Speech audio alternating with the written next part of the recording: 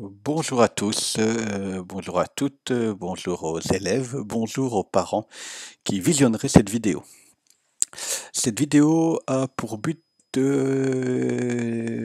d'apprendre à se connecter via l'eCampus à l'outil Teams, qui est une plateforme un peu très proche dans le visuel de ce qu'on peut retrouver par exemple sur Facebook, et qui va permettre de récupérer des fichiers, des devoirs et aussi de compléter en ligne ces devoirs, avec l'avantage de peut-être ne pas devoir sortir des feuilles à imprimer, de pouvoir répondre aux questions directement en ligne. Alors la première chose à savoir, c'est que forcément pour se connecter à l'eCampus et donc après la suite à Teams, il faut d'abord avoir son identifiant Eduino. Chaque élève a un identifiant Eduino, ils ont reçu cette adresse, ils ont reçu un code à l'avance. Vous l'avez peut-être perdu. Alors, le vendredi 20, des courriers ont été envoyés à nouveau avec les identifiants, les codes. Si jamais ça ne fonctionne toujours pas, l'ISPP Tournai met à disposition cette adresse. Voilà, vous envoyez un petit mail avec une adresse tout autre forcément que votre Dueno puisque vous n'avez plus les codes. Et puis vous lui envoyez un petit mail en disant voilà mon nom, mon prénom, j'ai perdu mes codes, je ne sais plus mon adresse, est-ce que vous pourriez me renvoyer ceci et puis voilà, vous récupérez votre adresse tranquillement pour pouvoir vous lancer dans la réception de vos travaux numériques. Forcément, je rappelle, cette adresse n'est valable que pour les élèves de l'ISPP Tournai, que ce soit le site 2 ou le site 1, il n'y a vraiment pas de souci. Donc si tu visionnes cette vidéo et que tu es un élève d'une autre école provinciale, eh bien essaie de retrouver peut-être cette personne de référence pour ton école. En tout cas, voilà. Une fois que vous avez récupéré cette adresse, vous allez sur icampus.edueno.be. Voilà, vous l'avez connexion. Vous tapez votre identifiant, vous tapez votre adresse, votre mot de passe, voilà. Moi, c'est préenregistré sur mon ordinateur. Comme ça me demande moins de soucis. Et voilà, vous arrivez sur cette page-là. Alors, pour trouver le fameux outil Teams, vous remarquez ici, vous l'avez aussi cours en ligne. Peut-être que tes enseignants utilisent Moodle. Beaucoup d'enseignants utilisent aussi Moodle. C'est par là que ça se trouve. Sinon, tu pars sur OpenOffice 365, Office 365 ou ici Office 365. On clique et alors la chose intéressante, ben, tu vois que tu as plein de choses à disposition. Si tu n'as pas par exemple de Word, d'Excel ou de PowerPoint, il y a moyen ici d'utiliser, c'est gratuit, c'est mis à disposition pour les élèves, il n'y a pas de souci. Et puis tu vois, tu continues à défiler et ici tu as Teams. Tu cliques dessus.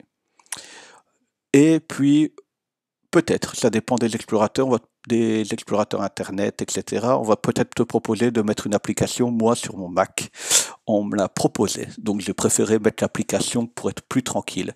Cette application existe aussi pour téléphone mobile. Dans n'importe quel store, tu tapes Teams, tu l'as, et puis voilà, ils vont te demander tes codes, Eduino, etc. Donc voilà, deux options, soit vous l'utilisez totalement en ligne sur votre ordinateur, soit une petite application, que ce soit sur votre ordinateur ou sur votre téléphone. Quand vous cliquez sur Teams, vous arrivez sur ceci. Voilà. Alors, vous remarquez, moi c'est un peu particulier, puisque sur Teams, on parle, comme en anglais, un Teams d'équipe. Donc on a des équipes. Vous voyez ici par exemple, moi, mes élèves ont une équipe USPP, Tournai, Maths, Canfin, 4TQ, etc. pour mes 4P, mes 3TT. Moi, je l'ai en visuel. Mes élèves de 4TQ n'ont que ceci en visuel. Mes élèves de 4P, que ceci. Mes élèves de 3TT, que cette information-là. Alors, comment on y arrive sur ces équipes? Vous êtes invité par votre professeur. Voilà. Donc éventuellement, si vous savez, vous savez que le groupe est lancé sur Teams et que vous n'avez pas été invité, peut-être envoyer un petit message à votre professeur. Comment faire à ce moment-là? Je suis pas dans Teams, j'ai mon adresse Arduino, mais je ne suis pas dans aucune équipe. Je me demande si mes profs le font. Vous avez ici conversation. Hop, ici le petit onglet pour commencer un message, un peu comme sur un téléphone. Et puis simplement commencer à taper un nom ou un groupe. Vous tapez un nom, les premières lettres de votre prof, et puis la proposition de son adresse va apparaître d'office, parce que c'est un grand réseau où tout le monde est dessus. Voilà. Et puis le prof pourra vous inviter et être dans Teams, hein. Vous remarquez qu'il y a aussi un calendrier qui est à disposition, et ici la petite cloche activité qui va vous permettre, dès qu'il va se passer sur quelque chose sur une des classes où vous êtes lié, une des équipes, directement vous allez être prévenu. Voilà, je vais rentrer dans ma classe 4TQ où c'est là qu'il y a le plus de choses déjà mises en place. Voilà, vous arrivez sur ceci. Alors vous avez d'abord ici dans le général, publication, ben c'est un peu comme un mur Facebook, mais de l'équipe. Par exemple ici, j'ai mis un travail pour les résolutions de systèmes d'équations. C'est apparu. J'ai mis un petit message de gestion de part pour mes élèves, voilà. Vous voyez que mes élèves peuvent liker aussi, hein, peuvent répondre. Ça, il n'y a pas de souci. Comme ça, c'est aussi assez interactif. Et voilà. Un peu, ça c'est un peu le côté mur Facebook. Fichier. Fichier. Votre professeur va pouvoir déposer des supports pour le cours. Par exemple, moi, dans les miens, dans support de cours, mes élèves peuvent retrouver en format PDF mes deux syllabus, celui qui va de septembre à avril et celui de avril à juin. Ils sont vierges, donc ça permet par exemple aux élèves qui ont perdu leur cours de le retrouver simplement. Si je reviens dans fichier, hop, un petit retour à général, voilà. Vidéo de soutien, par exemple, j'aurais proposé des vidéos de soutien et retrouve là le document avec tous les liens.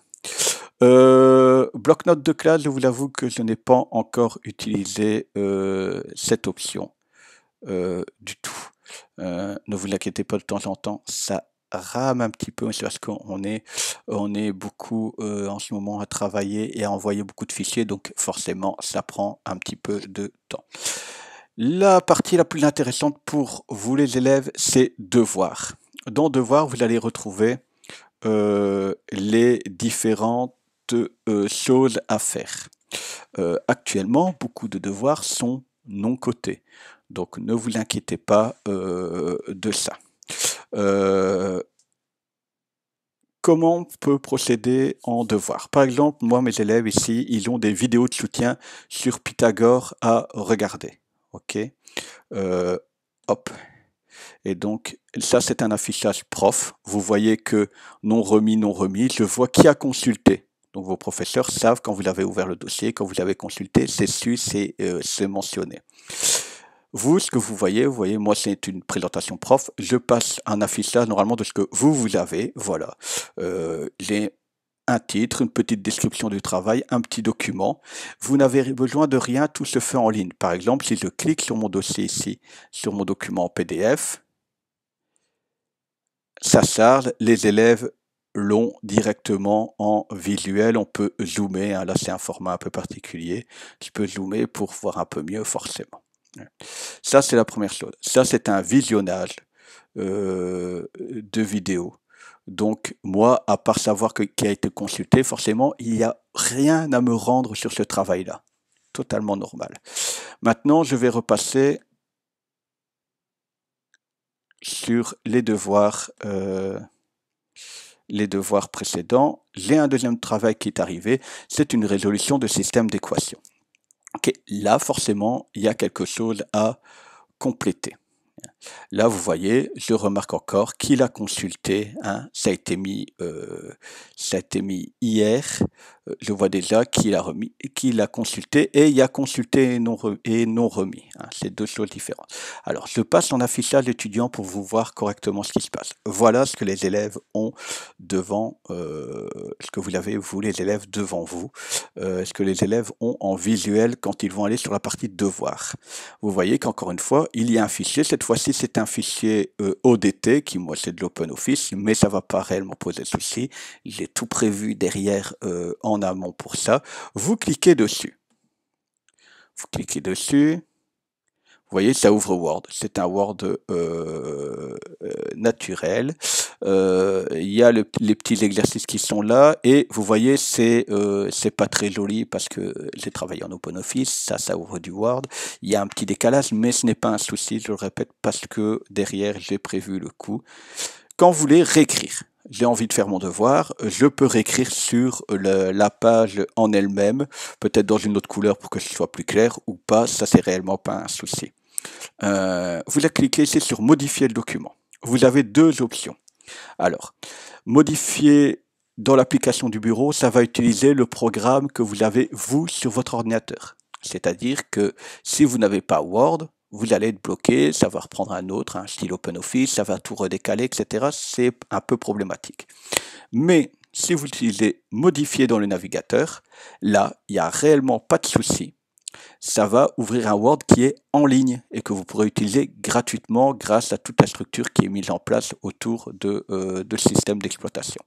Vous appuyez sur modifier dans le navigateur, et puis moi j'ai fait les modifications nécessaires. Vous voyez, vous avez les deux exercices, vous pouvez répondre tranquillement, retaper, hein.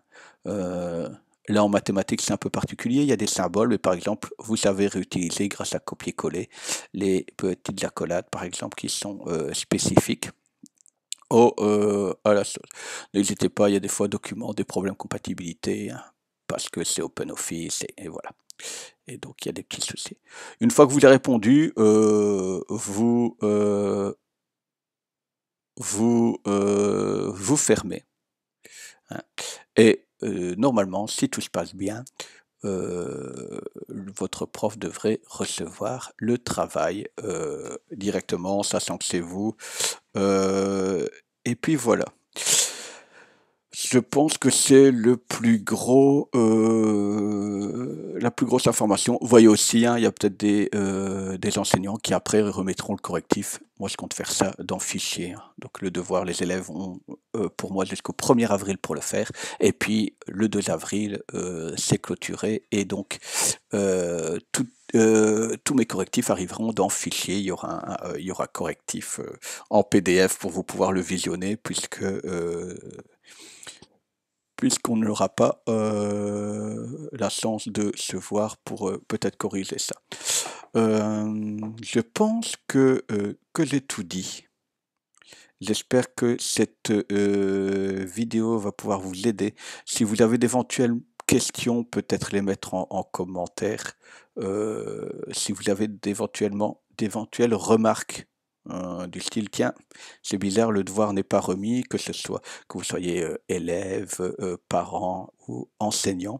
Voilà, je pense que Teams est une bonne solution pour, en effet, ne pas devoir imprimer si vous n'avez pas d'imprimante, de pouvoir travailler un minimum en ligne, etc. N'hésitez pas à partager cette vidéo, pas dans un but lucratif, mais pour permettre à un maximum d'élèves de l'enseignement peut-être provincial qui se trouvent un petit peu dans la même situation, de pouvoir utiliser tranquillement cet outil. Si vous n'êtes pas élève de l'ISPP Tournai, c'est pas un souci.